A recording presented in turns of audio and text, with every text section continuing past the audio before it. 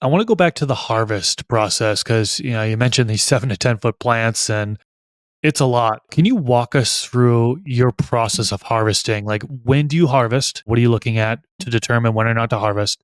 And then walk us through your process in detail, like cutting down the plant and what you do from there. So ideally, I like to cut down Thanksgiving, Canadian Thanksgiving, which is in October.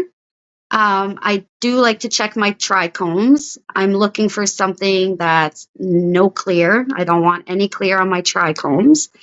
But due to our weather, which is very up and down, it's very hard to get that far. So we do get a lot of rain, a lot of frost because I am up north. So we tend to get a lot of bud rot, which causes us to cut down very, very early. Do you typically just cut off that branch that's infected, or are you like getting rid of the whole plant? Well, if it's not bad, we'll cut off the plant that's just the branch that's infected. But once we notice that it starts to spread, I will cut the whole plant and then cut out the pieces that have bud rot and just hang it and go from there. So once I do cut them, I will hang them. Usually the whole plant will be hung in a garage in the top loft on strings. So in the garage on strings, hanging upside down. And then for drying, what does your setup look like? Are you just in that area? And then also, are you setting up like humidifiers or dehumidifiers, fans? Like, what's your dry setup? For drying, I do look for 60/60. It is much cooler in October, especially up north again. So I do not need to have any extra humidifiers or air conditioners or fan, knock on wood. I've been pretty lucky for between the 55-60 is what I've been getting. But ideally, I aim for 60/60.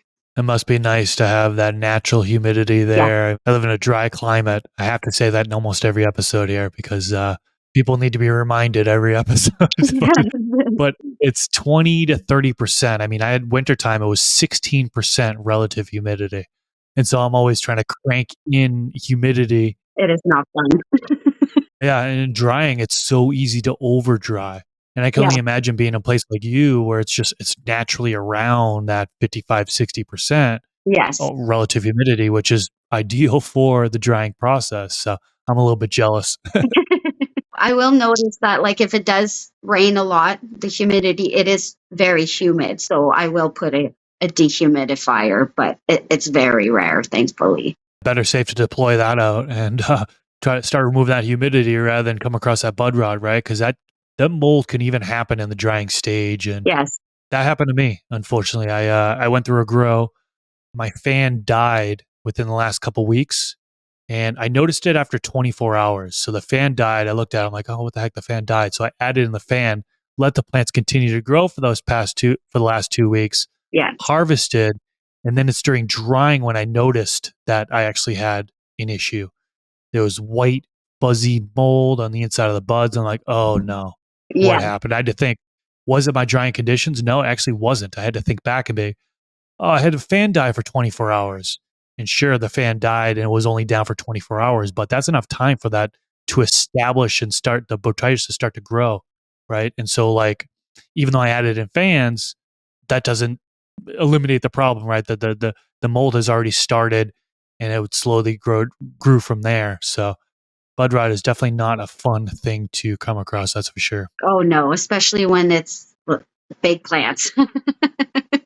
It's sad Yep. when you have to cut them down too early and they're still good, but they don't get to the full potential they can be. This clip was brought to you by AC Infinity. Use discount code MrGrowIt15 to save on any of their gardening products.